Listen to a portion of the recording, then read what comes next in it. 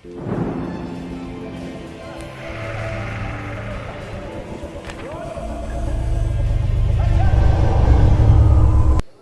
ముందు 2018లో విజయవాడకు వచ్చాం. ఆ తర్వాత మళ్ళీ ఇప్పుడు సత్యం సుందరం సినిమాకి చాలా బాగా రెస్పాన్స్ వచ్చింది. ఫస్ట్ నేను అనింది, ఎందుకు రిలీజ్ చేస్తున్నారు తెలుగులో, ఇలాంటి సినిమా చూస్తారా, ఫైట్ లేదు, సాంగ్స్ లేదు, డ్యాన్స్ లేదు అని చెప్పాను. అప్పుడు no this is very beautiful cinema, దీని ముందు తెలుగులో కె విశ్వనాథ్ గారు చేసిన సినిమా లాగా ఉంది అని చెప్పారు. సో అలాగే ఇప్పుడు థియేటర్లో సింపుల్ మూమెంట్స్, ఎంత పెద్ద మాస్ మూమెంట్స్ ఏం లేదు, బట్ సింపుల్ లైఫ్లో నుంచి బ్యూటిఫుల్ ఫ్రెండ్షిప్ గురించి మూమెంట్స్, అన్కండిషనల్ లవ్ గురించి మూమెంట్స్ వస్తున్నప్పుడు యూనో పీపుల్ ఆర్ ఎంజాయింగ్. డెఫినెట్గా అబౌవ్ 30కి నచ్చుతుందని నాకు నమ్మకం ఉంది, బట్ బిలో 30 కూడా నచ్చుతుంది.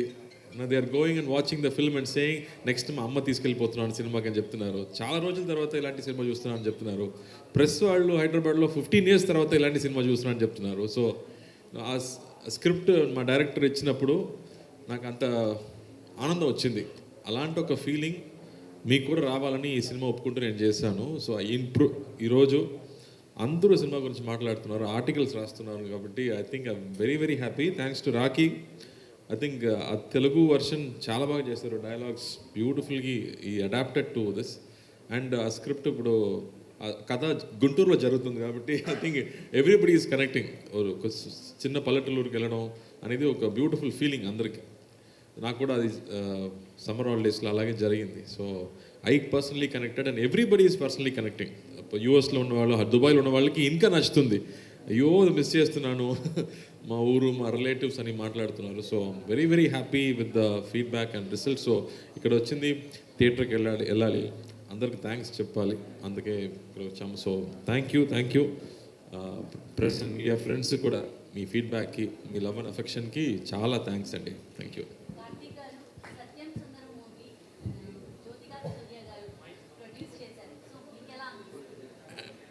సో ఈ కథ విన్నప్పుడు నాకు అనిపించింది, ఇది మామూలు సినిమా కాదు, it's what will work. It's a proper commercial film అయినా కూడా మామూలు విషయం లేదు.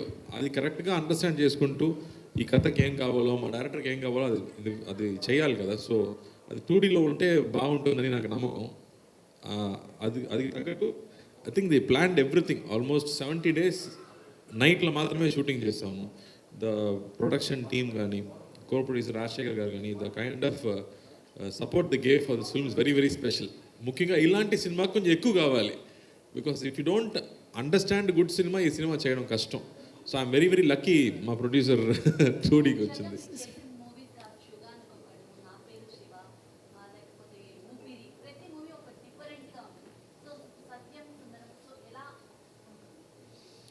అదే నేను ఆలోచించింది, కె విశ్వనాథ్ గారు, పెద్దవంశీ గారు, బాలచంద్ర గారు, బాలమహేంద్ర గారు, కమల్ హాసన్ గారు, వీళ్ళందరికీ థ్యాంక్స్ చెప్పాలి.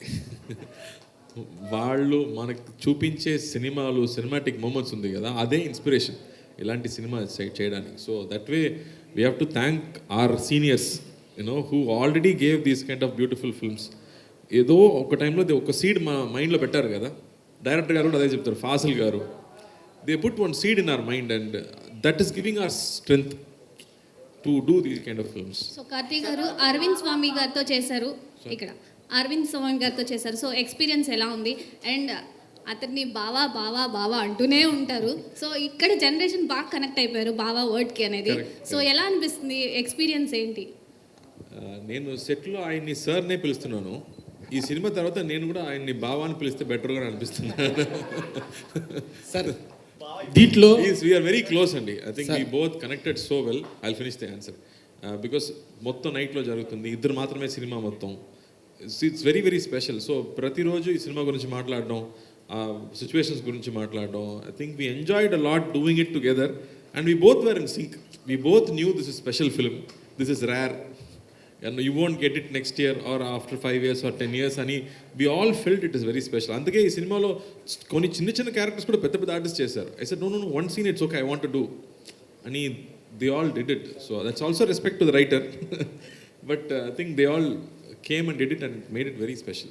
Actually the story మొత్తం కూడా బావా బామర్ది మధ్యలో correct సో స్టోరీ విన్న కల అంటే ఒక బావా బామర్ది మీ రియల్ లైఫ్ లో మా ఇద్దరు same age, sister husband and we both are same age. So అది వేరేలాగా వచ్చింది. But this is not direct relationship కదా, ఇది ఒక డిస్టెంట్ కజిన్ చెప్పవచ్చు. So that is very very different. And అతని మీద నాకు ఎంతో రెస్పెక్ట్ ఉంటుంది, అతనికి అది తెలీదు. That is what is making it more special here. ఎందుకు నా మీద ఇంత ప్రేమ చూపించున్నాడు అని బావకు తెలీదు. So I think that is the very very special element of this movie. Sir Sundaram Satyam సుందరంలో ఆలుగడ్డ, బంగాళదుంప, మీరు లాస్ట్లో బంగాళదుంప. ఇప్పుడు వరకు ఎవరు ఆ మాట చెప్పలేదు, మీరు చెప్పారు. అది ఏమో నా నేమ్గా మారుతుందో ఏమో నాకు భయం. సార్ బంగాళదుంప పార్ట్ 2 ఏమైనా ఉందా డైరెక్టర్ గారు? సత్యం సుందరంలో బంగాళదుంప పార్ట్ 2 ఏమైనా ఉందా? I don't know. I have to think about it. అంటే సినిమాలో మ్యాక్సిమం గంటన్నర వరకు అరవింద్ స్వామి గారు, కార్తిక్ గారే కనబడతారు. మిగతా అంతా ఫ్యామిలీ ఇలా తీయడం వల్ల ఆడియన్స్కి వెళ్తుందని మీరు ఎలా ఎక్స్పెక్ట్ చేస్తారు? See, I always had confidence in the way audience will receive it. I never had any doubt, because if it can engage me, it can engage the audience.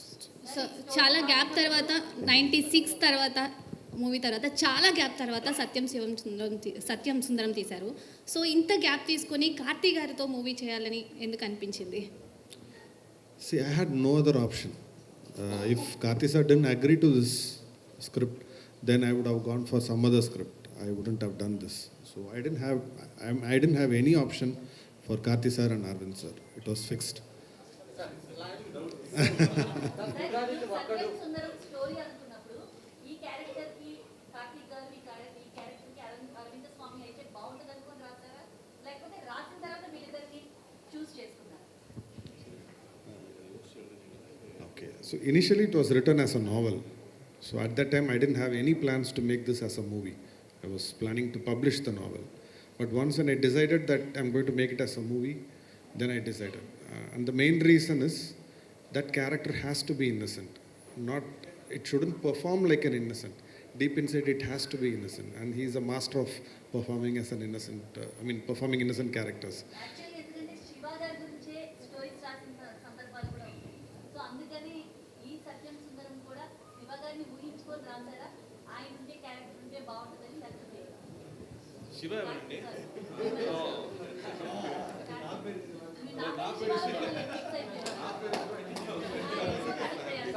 Sir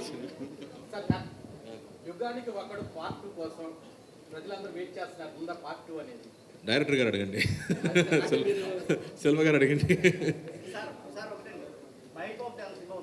సరే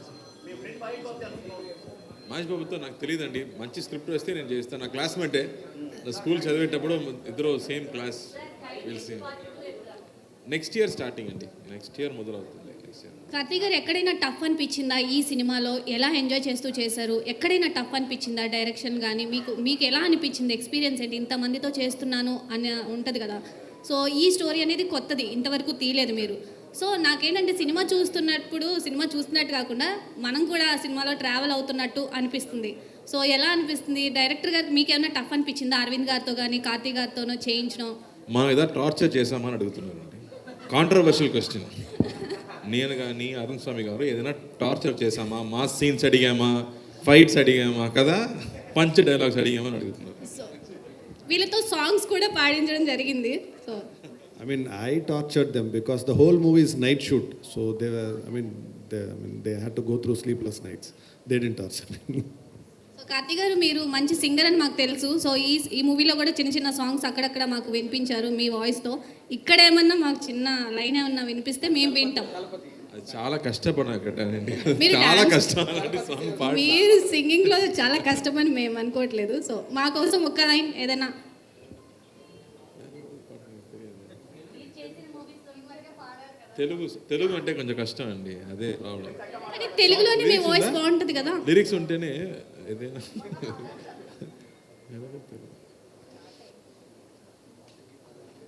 గీతం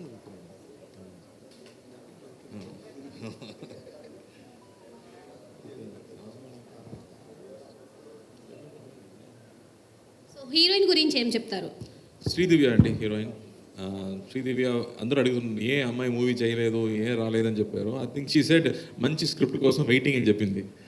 ఇది కథ వచ్చినప్పుడు కూడా డైరెక్టర్ గారు అడిగారు, first వేరే క్యారెక్టర్కి అడిగారు, ఆ క్యారెక్టర్ అప్పుడు డేట్స్ లేదని చెప్పింది. తర్వాత హీరోయిన్ క్యారెక్టర్కి అడిగేటప్పుడు షీ సెడ్ ఇట్స్ స్మాల్ క్యారెక్టరే but I want do it అని చేసింది. బికాస్ ఆ క్యారెక్టర్ మాట్లాడే ఆల్మోస్ట్ 2-3 డైలాగ్స్ ఈ క్లాప్స్ థియేటర్ శ్రీదివ్య చెప్పింది డైలాగ్స్కి 2-3 డైలాగ్స్కి సూపర్ క్లాప్స్ వచ్చింది.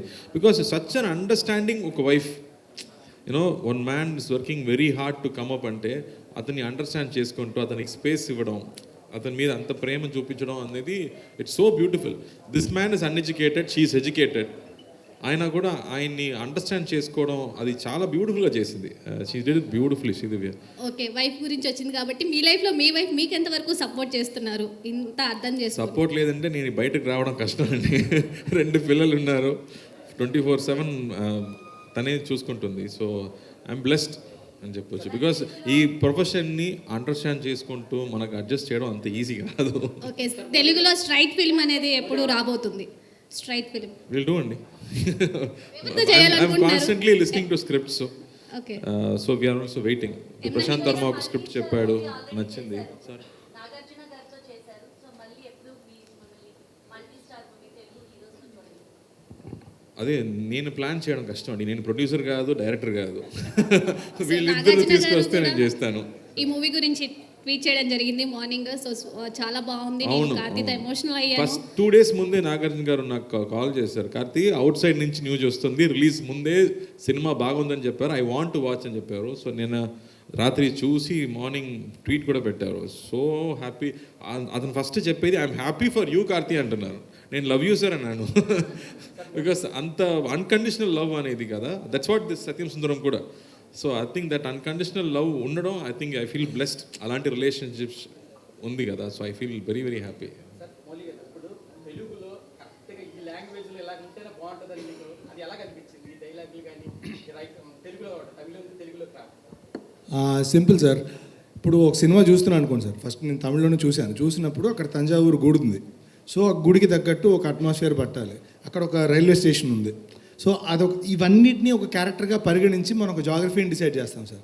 ఇప్పుడు ఇందులో గుంటూరు ప్రాంతంలో జరిగినట్టు గుంటూరు జంక్షన్ ఉంది కాబట్టి అక్కడ రైల్వే స్టేషన్, అక్కడి నుంచి అమరావతి దగ్గర కాబట్టి సో అక్కడ ఆ శివుడి గుడి ఏమో దానికి ఆపాదిస్తూ దాని తగ్గట్టు ఆయన బస్సులో ట్రావెల్ చేస్తూ వెళ్తారు. మీరు చూస్తే కనుక మొత్తం అన్ని పేర్లు గుంటూరు, విజయవాడ, కృష్ణా జిల్లా ఈ చుట్టుపక్కల ఉన్న ప్రాంతాలకు సంబంధించిన పేర్లన్నీ వాడడం జరిగింది.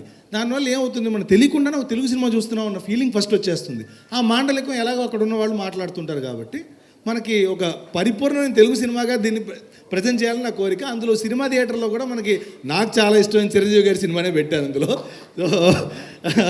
సో కార్తీ గారికి కూడా ఇష్టం. సో అందుకే కలిసి ఒక రౌడీ అల్లుడు సినిమాలో ఒక పాట వచ్చేటట్టు అది కూడా పెట్టాను. సో అండ్ ఆయన వేసే స్టెప్ కూడా నేను చిరంజీవిలో కూడా డాన్స్ చేస్తానన్నాను.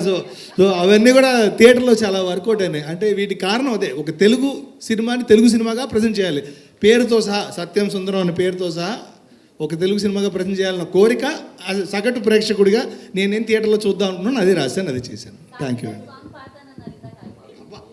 మీరు వదలలేరా? గుర్తుందండి, గుర్తుంది.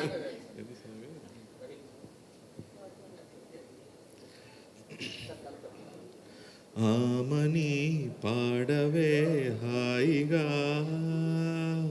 మూగవై పోకు ఈ వేళ రాలేలి పూల రాగాలతో పూసేలి పూల గంధాలతో మంచు తాకి కోయిలే మౌనమాయిన వేడలే ఆమని పాడవే హాయిగా.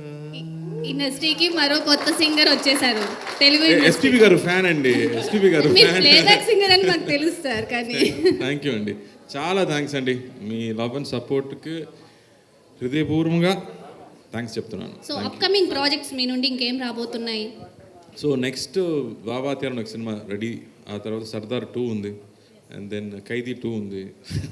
సో ఢిల్లీ అదే మళ్ళీ బిర్యానీ తినాలి. Thank you.